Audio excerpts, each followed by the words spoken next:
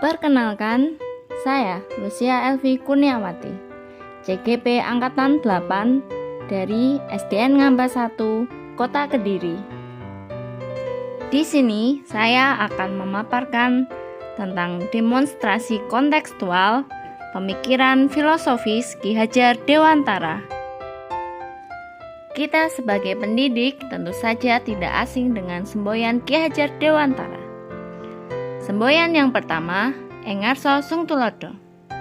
Sebagai pendidik, kita harus memberi teladan kepada murid di lembaga pendidikan agar siswa bisa mencontoh hal baik dan meneladani gurunya. Yang kedua, Eng Madyo Mangunkarso. Sebagai pendidik, kita harus memberikan semangat kepada anak didik walau di tengah kesibukan agar siswa bersemangat dalam belajar. Eng Madyo Mangunkarso. Sebagai pendidik, kita harus bisa memberikan dorongan dari belakang berupa dorongan moral dan motivasi agar siswa semangat dalam menanggapi cita-citanya.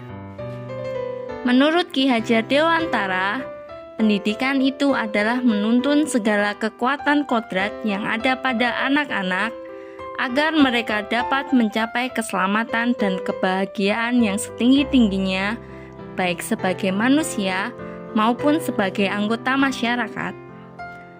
Menuntun merupakan kegiatan membimbing siswa agar mendapatkan pendidikan sesuai kodratnya dan dapat memperbaiki lakunya, bukan dasarnya, sehingga tumbuh kekuatan kodrat anak. Tujuan dari menuntun adalah menggandeng anak supaya meraih masa depan yang cemerlang. Ki Hajar Dewantara mengibaratkan peran pendidik seperti seorang petani atau tukang kebun. Anak-anak itu seperti biji tumbuhan yang disemai dan ditanam oleh Pak Tani atau Pak Tukang Kebun di lahan yang telah disediakan. Anak-anak itu bagaikan bulir-bulir jagung yang ditanam. Bila biji jagung ditempatkan di tanah yang subur dengan mendapatkan sinar matahari dan pengairan yang baik, maka meskipun biji jagung adalah bibit jagung yang kurang baik, kurang berkualitas, dapat tumbuh dengan baik karena perhatian dan perawatan dari Pak Tani. Demikian sebaliknya, meskipun biji jagung itu disemai adalah bibit berkualitas baik, namun tumbuh di lahan yang gersang dan tidak mendapatkan pengairan dan cahaya matahari serta tangan dingin Pak Tani, maka biji jagung itu mungkin tumbuh namun tidak akan optimal.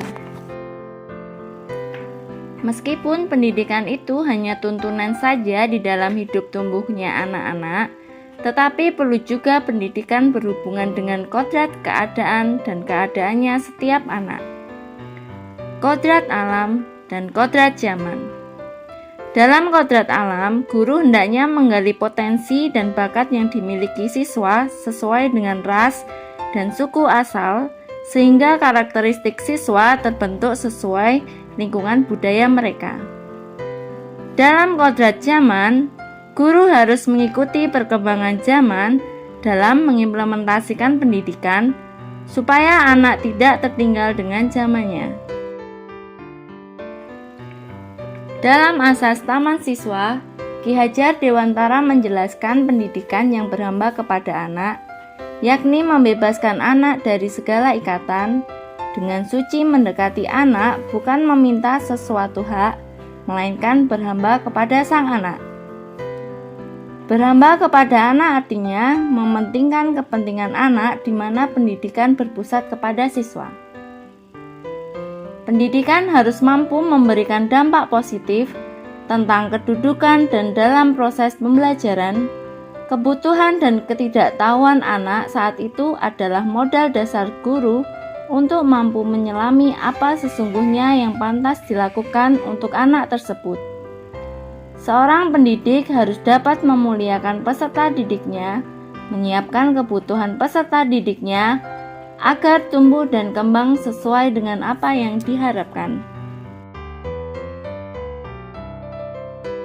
Menurut Ki Hajar Dewantara, budi pekerti atau watak atau karakter merupakan perpaduan antara gerak pikiran, perasaan, dan kehendak atau kemauan, sehingga menimbulkan tenaga.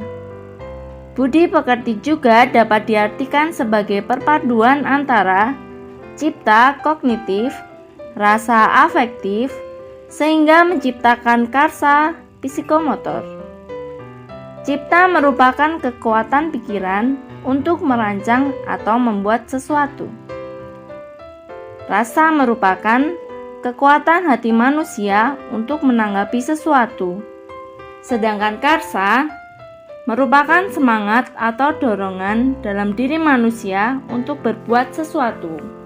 Ki Hajar Dewantara juga menjelaskan, keluarga menjadi tempat yang utama dan paling baik untuk berlatih pendidikan sosial dan karakter baik bagi seorang anak.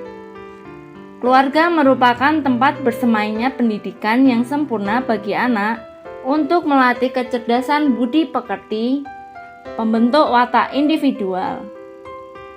Keluarga juga merupakan sebuah ekosistem kecil untuk mempersiapkan hidup anak dalam bermasyarakat dibandingkan dengan institusi pendidikan lainnya. Dengan demikian, sekolah pertama anak adalah keluarga, dan guru pertama anak adalah orang tua.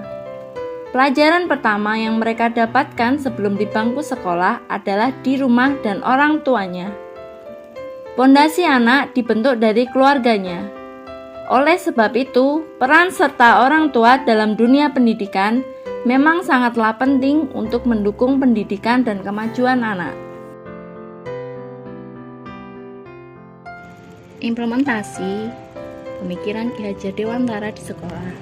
Menerapkan karakter dengan cara mengikutkan anak dalam upacara bendera. Kemudian pembiasaan salam kepada guru saat pagi hari dan sepulang sekolah. Dan mengikut sertakan anak dalam kegiatan ekstrakurikuler pramuka.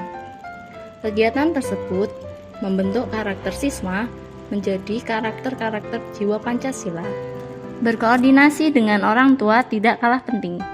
Dengan berkoordinasi dengan orang tua, maka tercipta kerjasama antar sekolah dan orang tua dalam mendidik anak untuk keberhasilan dan kelancaran pendidikan. Berinteraksi dengan peserta didik adalah hal yang penting di dalam kelas. Pendidikan yang menyenangkan dan berpusat kepada anak akan membuat pembelajaran menjadi bermakna. Demikian pemaparan saya tentang demonstrasi kontekstual pemikiran filosofis Ki Hajar Dewantara. Terima kasih.